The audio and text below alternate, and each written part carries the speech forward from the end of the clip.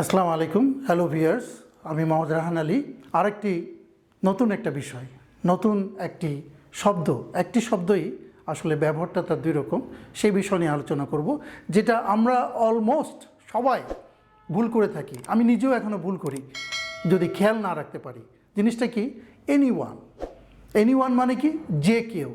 And anyone যখন আমরা লিখতে যাই বা ব্যবহার করতে যাই, তখন আমরা কিন্তু খুব কনফিউজড হই যে এনি ওয়ান এটি কি একসাথে হবে নাকি এনি এবং ওয়ান আলাদা হবে। চলো দেখি পার্থক্যটা কোথায়। ইউজ অফ এনি ওয়ান অর্থাৎ যে কেউ বা যে কোনোটা। তো এনি ওয়ান যখন একসাথে থাকবে, বি কেয়ারফুল, একসাথে যখন আমরা এনি ওয়ান ব্যবহার করব, আসলে অবশ্যই সেটি কোনো ব্যক্তিকে বোঝাবে। কাকে বোঝাবে? ব্যক্তি, রেফার্স টু দ্য পারসনস। আর এনি ওয়ান, এনি এবং ওয়ানটা যখন সেপারেটেড থাকবে, আলাদা থাকবে, তখন সংখ্যা বা বস্তুকে বোঝাবে। কোনো সংখ্যা অর্থাৎ 2-এর মধ্যে, 3-এর মধ্যে কাউকে বোঝানো, বা কোনো বস্তু, দুটা বস্তু আছে তার মধ্যে একটিকে বোঝানো, সেই ক্ষেত্রে আমরা ব্যবহার করব এনি ওয়ান সেপারেটেড। আর এনি ওয়ান একসাথে, অর্থাৎ তোমাদের যে কেউ, অর্থাৎ যে কেউ এই কাজটি করতে পারে বা যে এই কাজটি করতে চায়, এরকম অর্থ হলে এনি ওয়ান। উদাহরণ দেখি। Is any one interested to join the function?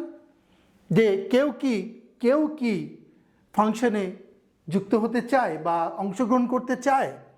তখন আমরা ব্যবহার করলাম এনি ওয়ান, এবং এখানে কেউ বলতে কিন্তু আসলে ব্যক্তিকে বোঝানো হয়েছে। Anyone who wants to take part in the competition may send his name. আরও একটা জিনিস এখানে লক্ষণীয়, এনিওয়ানের যখন পজেসিভ প্রোনাউন, অর্থাৎ পজেসিভ প্রোনাউন অ্যাডজেক্টিভ হিসাবে কাজ করে, পজেসিভ অ্যাডজেক্টিভ। এই যে হিজ নেম হচ্ছে নাউন, নাউনের আগে হিজ বসেছে, হিজটা হচ্ছে পজেসিভ প্রোনাউন। সো পজেসিভ প্রোনাউনের পরে যদি নাউন থাকে তখন তার পরিচয় হয় possessive adjective. So any one যখন, এটিও একটি প্রোনাউন, এটিকে ইনডিফিনিট প্রোনাউন বলে।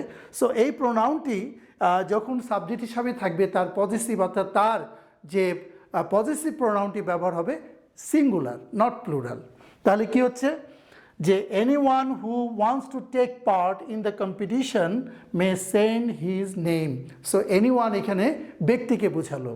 আরেকটা দেখি, you can choose any one of the dresses. লক্ষ্য করো, ড্রেসেস, এখানে অনেকগুলো ড্রেস আছে, তার মধ্যে যে কোনো একটা। তাহলে বস্তুর থেকে আলাদা করে আমরা সংখ্যা, অর্থাৎ একটা নিবা না দুইটা নিবা, এই ধরনের অর্থ প্রকাশ করার জন্য any one of the dresses, অর্থাৎ এই ওয়ানটা এখানে সংখ্যা বোঝাচ্ছে। আবার any one of the two boys, এখানে দুজন বালকের একজনকে বোঝাচ্ছে এনি ওয়ান, এটি আলাদা করে একটি সংখ্যা, নাম্বার প্রকাশ পাচ্ছে। সুতরাং এনি এবং ওয়ান এই জন্য আলাদা লেখা হয়েছে। Any one of the two boys can go now. তাহলে আমরা এখানে পার্থক্যটা দেখলাম, এনি ওয়ান জয়েন্টলি একসাথে, আর সেপারেট হলে এনি এবং ওয়ান আলাদা কখন ব্যবহার হবে।